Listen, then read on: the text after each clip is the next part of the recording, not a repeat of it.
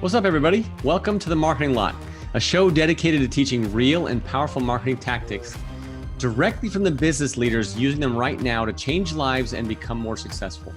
My name is Brian Hatch, marketing automation expert and founder of Automate Big, sponsor of The Marketing Lot. I'm very excited for today's episode because we have an awesome guest who's part of the software wave happening throughout the world, and he's a positive leader making a difference. Kyle Leavitt is the CEO and co-founder of CustomerHub, a software platform to create immersive membership sites for small businesses. He was a key leader at Keep or Infusionsoft from 1 million to 100 million annual revenues, and he has over 15 years experience in the Keep ecosystem. Kyle is an entrepreneur, a product visionary, and a small business expert. He's a leader who knows how to paint a vision and actually make it happen. If that weren't enough, he's also married with 3 children and has various talents and hobbies. Kyle Leavitt, welcome to The Marketing Lot. Oh, thanks for having me, Brian. I'm excited to be here and looking forward to hopefully having a little, levity and fun with you here amidst this coronavirus pandemic that we're all dealing with right now. So I appreciate the break from my day. Absolutely. Glad that you're here with us. And as I briefly mentioned, and as you know, we talk about the marketing principles that really are making a difference. And of all the topics that we can talk about, I love what we've selected today. In the topic is specialization. There are so many people focusing on little hacks or little things or and they don't always look at one of the most profound. And so I'm really excited to talk about specialization. And one thing I really liked how you define it as being the best at something very specific for someone very specific. So Kyle, I'm interested to know, why do you feel like this topic is so important? Well, I mean, you kind of alluded to it a little bit. So when I think about marketing, I think of, I guess probably when a lot of people think about marketing, they think about a lot of the little tactics that we do in marketing to, tweak and optimize our marketing funnels and improve our conversion rates and to, kind of drive acquisition and retention in the business. And growth ultimately is what we're all after. And the reason why I love this topic is because behind and above all of the tactics is really bigger strategy about what you're doing in your business, who your target market is, and you really getting clear on your go-to-market strategy.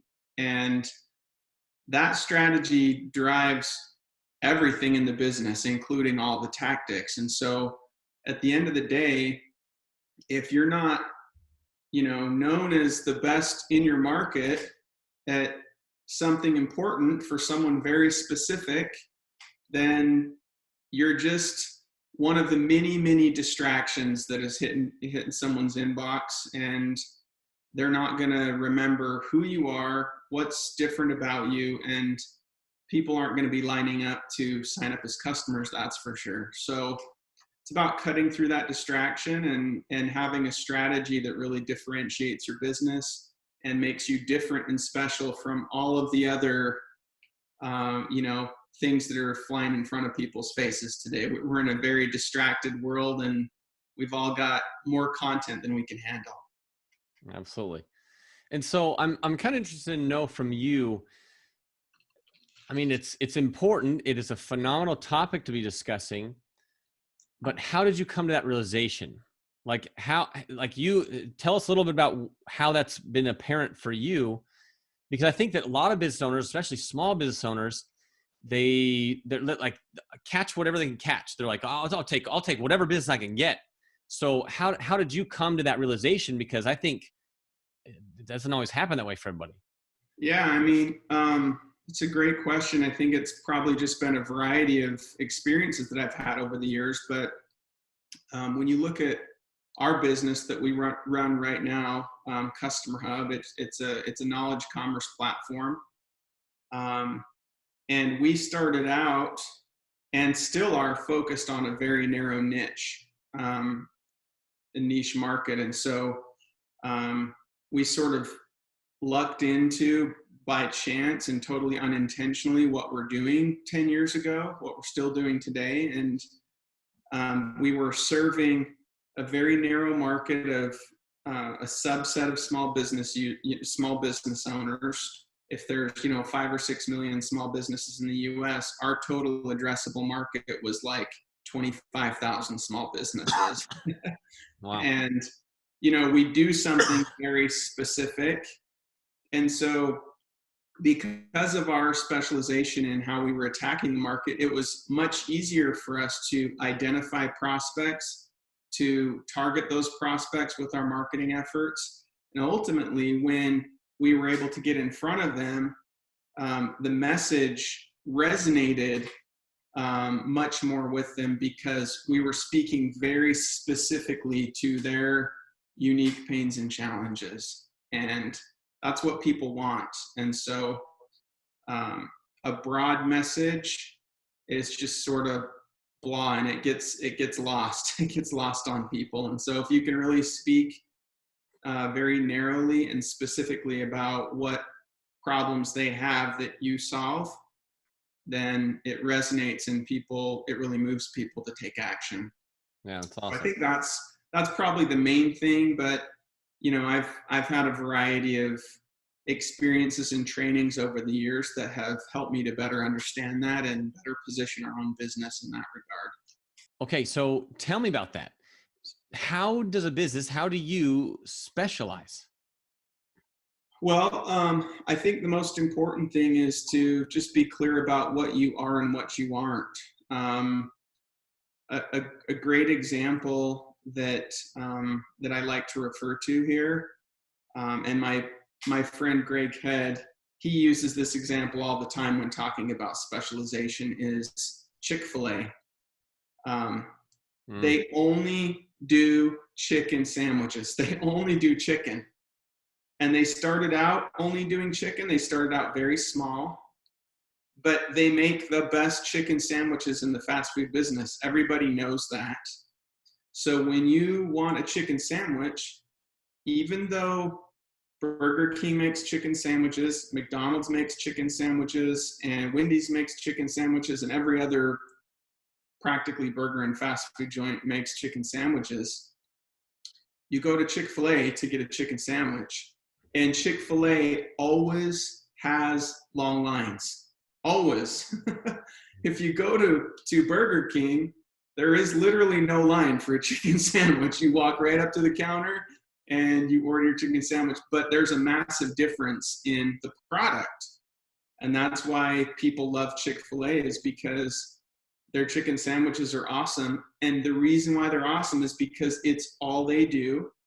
And they've said no to everything else in order to be the best chicken sandwich makers. And I love that example. And that's really what effective marketing does. And you sort of alluded to it earlier, like especially as small businesses and startups, we're in the mode usually of like, when we're starting out, like I'll literally take whatever I can freaking get. Like if you can pay me money, I'll do whatever you need me to do, because we're trying to pay our bills, right?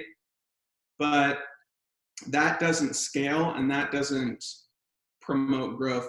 Certainly some of that may be required. We got to do what we got to do to pass the survival stage of a small business, but to really scale the business and grow, it's actually more about saying no to more things than saying yes to more things. And that's sort of a dichotomy that a lot of us get stuck in, not really getting clear on that. Yeah, that's really interesting. Being a small business owner myself, when we started, I said yes to almost anything. And while that might be something for a short term to be able to get there, but I'll tell you, it's almost impossible to scale that way.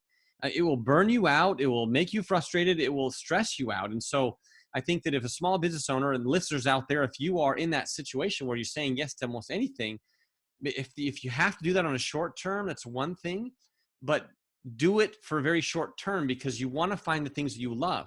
Because with other businesses that I've worked with, I found very quickly that if you do things that you're just saying yes to, you start to hate what you do. You might be doing something that makes money, but you're not actually doing the thing that maximizes who you are and what you want to provide. And so it really causes growing pains, and you cannot scale that way. So Kyle, I'm interested to know from you, when we talk about this subject of specialization, like what are the hows, and like how do you actually scale, whether that's just your business or you want to extrapolate that to other businesses? How is it that you specialize? Well, we said no in our business to begin with out of necessity, because we were building a software product and we had a really small team. It was me and my business partner, who's my brother. He's a software engineer.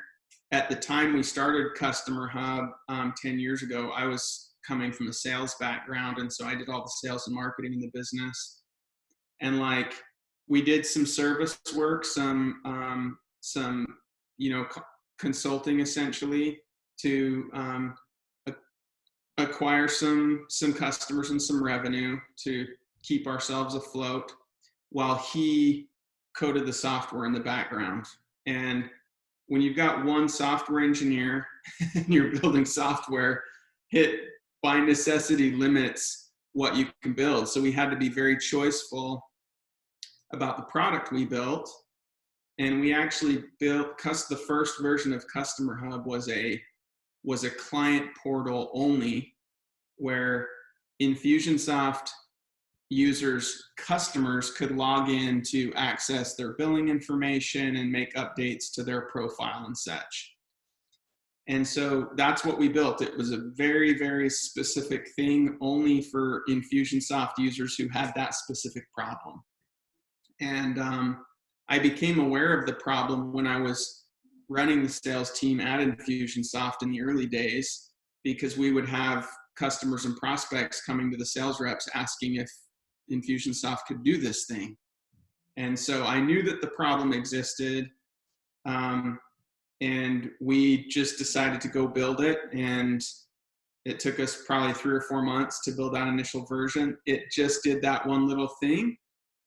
But when we got up on stage at a lunch at an Icon in 2008 or whatever it was, and I asked everyone that was there to raise their hand if they had customers that were paying them on a subscription, like half the people there raised their hands. And I said, keep your hands raised if you would like for them to be able to manage their billing information on their own. And everyone kept their hand raised. And I said, your hand raised if you don't know of any solution that never hand raised. And I said, okay, this is what we built specifically for that, for you. Sign up for a free trial. And everyone signed up for a free trial. So we walked away with our first 60 customers. And it was easy. It was easy to make those sales because like we were the only one doing solving that very specific problem. And then after you get customers, particularly on a software product, but really with any product, if you just listen to your customers, they'll actually tell you what they want and what they need, and that can guide your roadmap. And so, within the next 6 months or so, people started asking us if they could just throw a page up while people are logged into this client portal to like let them download something or watch a video. And so we built that little thing. We had no idea what a membership site was back then. We didn't even know what we were building. We were just listening to what our customers were asking for. And then, a couple of years later, we realized, oh, we've actually built this thing called the membership software. and we got, able to broaden our message a little bit, but it was still very focused within a niche market and for a very specific set of problems. So I don't even remember what your question was, but that's how we did it, was just by saying no. We had a whiteboard full of like 50 product ideas, and we crossed everyone off except for the smallest, easiest thing to get out to the market into the hands of customers, and we said no to everything else. And I think that's what allowed us to succeed right off the bat there. I love that. And I want to share one thing that you said, or at least reiterate what you said, is that when you're starting out, if you have the opportunity to specialize and focus on the one thing that you do, man, your model is perfect, because instead of being like me or other people that started and just open the floodgates, bring everything that I can, I know so much, I can do so much. You focus on the one thing that you're really good at, that you can solve for people, you can fulfill for people. And so you don't get caught in the other approach where you get lost in all of it. I think that's so smart. I think you've been very blessed to have that model be the way that you started, as opposed to what other people might have experienced. Yeah, I mean, I think that's true. I think the constraint of being a startup and a small business owner with finite resources, finite time, finite budget can actually serve as a strength in that way. And it's the very reason why entrepreneurs and small businesses are more,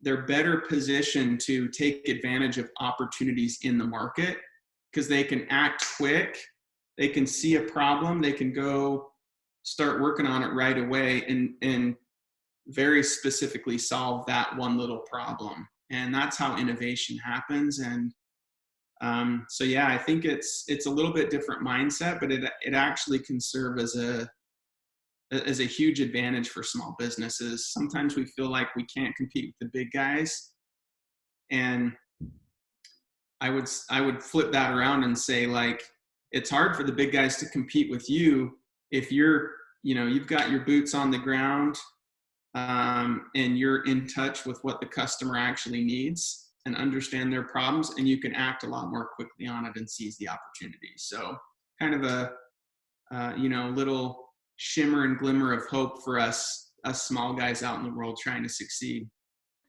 I really love that. And I think that's a message that we need to make sure gets out to the community and the people that are listening, is that you are the superpower. I mean, instead of it looking at the big guys, they're the winner. Like, you're the one that actually wins big, because you can focus on the things that matter most and the simple things that matter. And really, in the marketplace, simple wins. Absolutely. Plus, we get to work in our pajamas. That gives us superpowers too.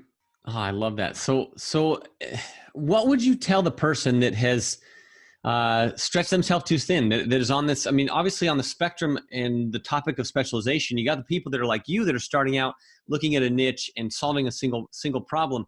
But what would you say to the person that is overstretched, they're way thinned out and already saying yes to everything? What would you say to that person that feels a little overwhelmed and outstretched?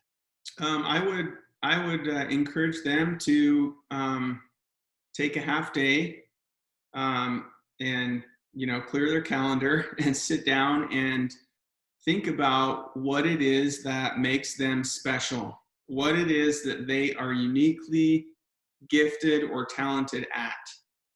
Everybody has that. Everybody has a specialization. Everyone has skill sets and gifts that they just are naturally gifted at, and that gives them energy when they're doing it, and that it's just easy for them. But it also is something that not everyone else is good at. So I would encourage them to identify that one thing and then build their business around doing that one thing and only that one thing, and say no to everything else.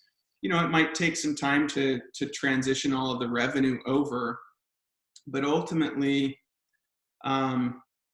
when you need something very specific or have a very specific pain point, and you're searching for someone who can fix that, let's say it's, I don't know, let's just pretend that you're you shoot amazing promotional videos for influencers in the marketing automation space. And that's what you do. A lot of those guys, and you produce great videos. You know exactly what they need to say, and you know how to set it all up and how to get it done. Well, if that's what you're awesome at, but you can also do a bunch of other marketing stuff, if you market yourself as a marketing agency that can do a bunch of stuff, when someone's looking for I need a guy who can make a killer promotional video for me, they don't searching for the market general marketing consultant. They they go search for who does great promotional videos, and they line up to secure that person's services. And guess what? Because that person's specialized and they're the best at that one thing, they can charge like double or triple of what everyone else can get away with charging by providing that service. And it's worth it because the people that are coming to that guy are getting the best of breed in that one thing that they really need. So yeah, I think it's just get clear. You gotta spend some time to get clear on what that is, identify it, and you have to take the leap of faith that we all have to take in small business to just start saying no to more stuff in order to be the best at that one thing. I don't want this to come out wrong because I still know and love the community, but what happens to companies that don't?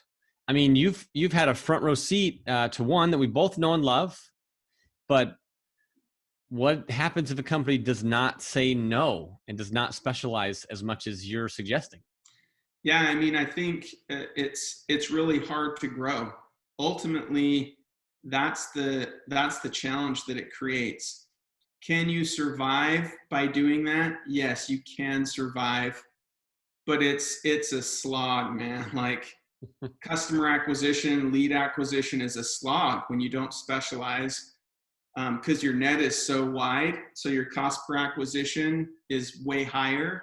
You have to funnel through a lot more people to find the right fit.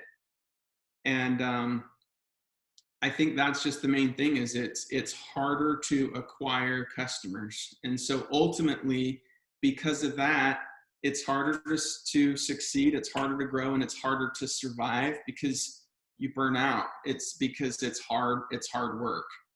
Whereas if you can be the Chick-fil-A in your market, people will actually come to you. They will line up and you will spend more of your time making sales and serving customers, which is energizing and fun and success. So that's the difference. Wide net is shallow. It's shallow and wide. It's not special.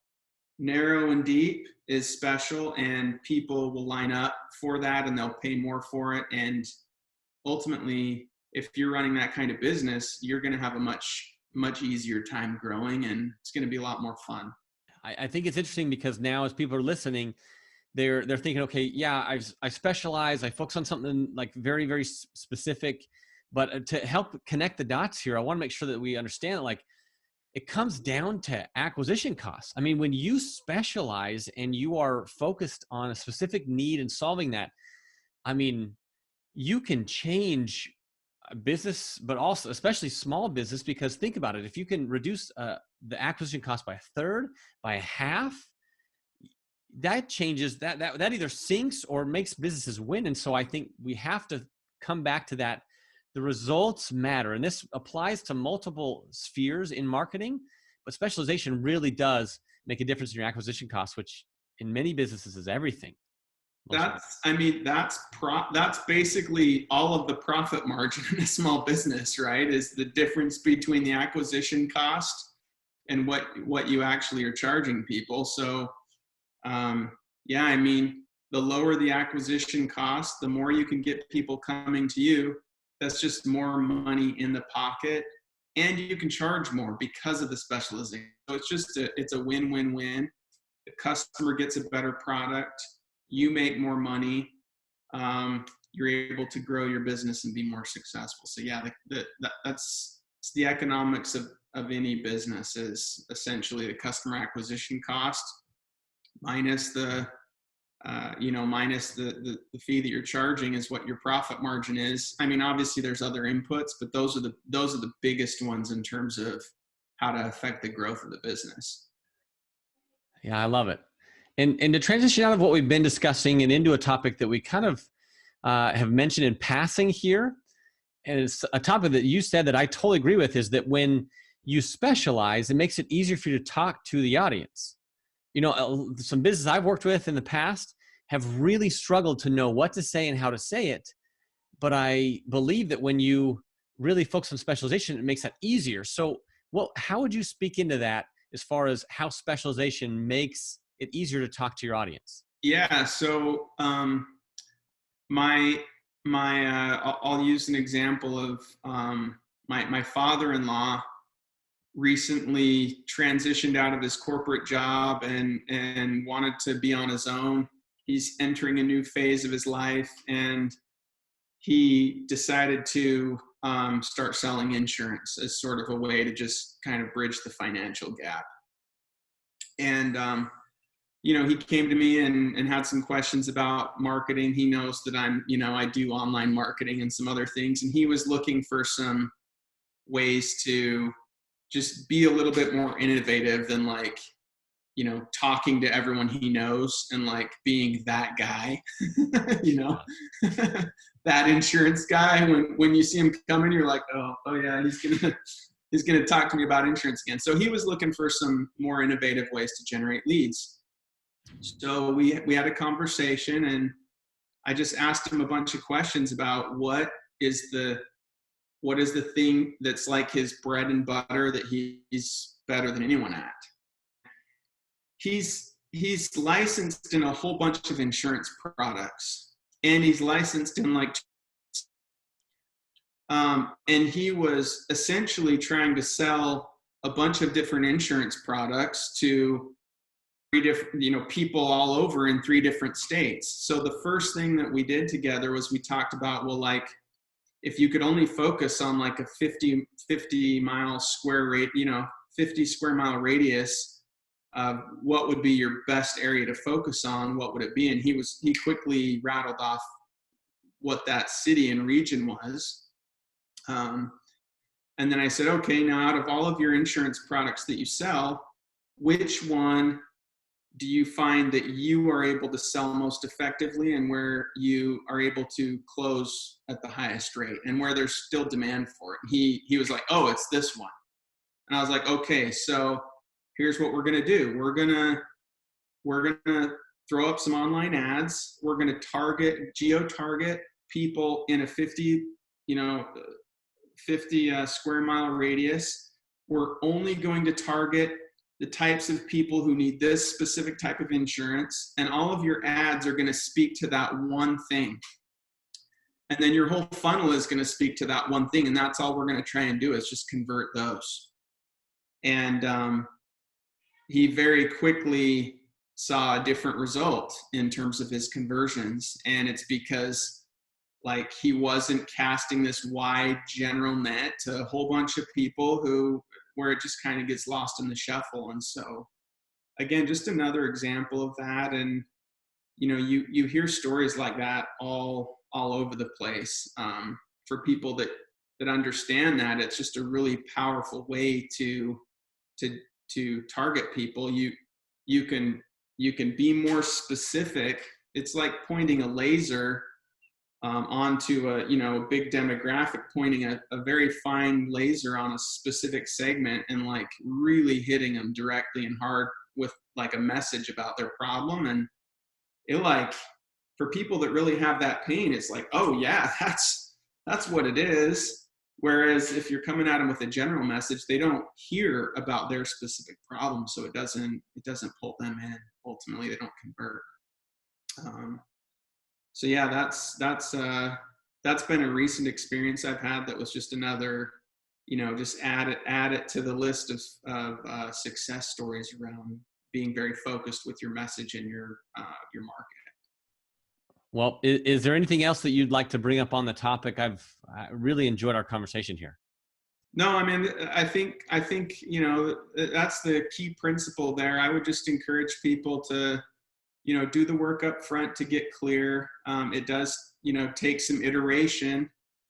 We've been through probably 5 or 10 iterations of our CustomerHub strategy statement and go-to-market strategy, just refining, tweaking, and iterating on it to get it to a very fine point. And it takes a little work, but if you put that work in, it can really pay off in spades on the backside and make life and business much more enjoyable. So I appreciate you having me on, and it's been a fun discussion. I love having you here. And one of the things I want everybody to hear loud and clear is that if you specialize, right, you're going to make $1 million. I think those were quotes right from your mouth. Just kidding. No, but the things that really matter though, if you specialize, you're going to cut a lot of your fluff. You're not going to spend time and energy on things that really don't matter in the long run. It might make you a few bucks now.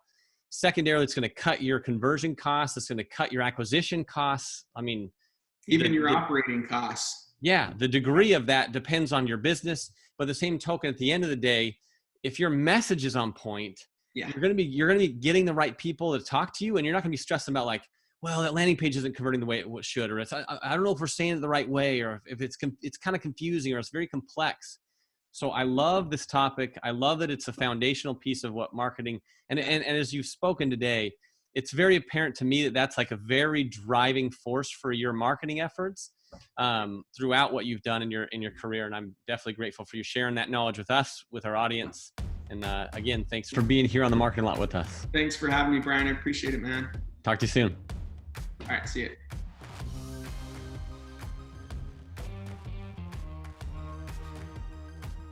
Thank you for watching another episode of The Marketing Lot. And I hope you will use the tactics to improve your business today.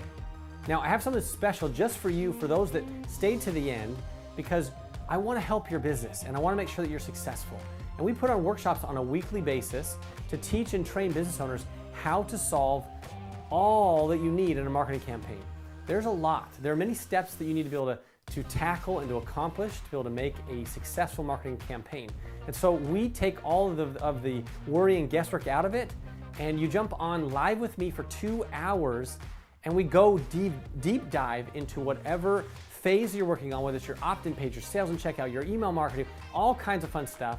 And you can pick one phase and jump into it for 2 hours with me live, get all your questions answered, learn how to make things work, and never have to worry about if you got it right or if you're doing it wrong. And so this is a special opportunity for you. If you will use this promo code right here on this page, you get 90% off of what we charge to do these workshops, 90% off. I'm really excited to be able to have you in those workshops with me so I can teach you and train you on any phase that matters in your business to make your marketing campaigns work for you. I know we can help you. Thank you again for being a part of the Marketing Lot and watching this episode. And I hope you will take advantage of this 90% off offer. We do not offer this anywhere else besides on the Marketing Lot if you watch. And so if you'll use this promo code, you'll get it 90% off today. I look forward to seeing the workshops and so we can improve your business right now.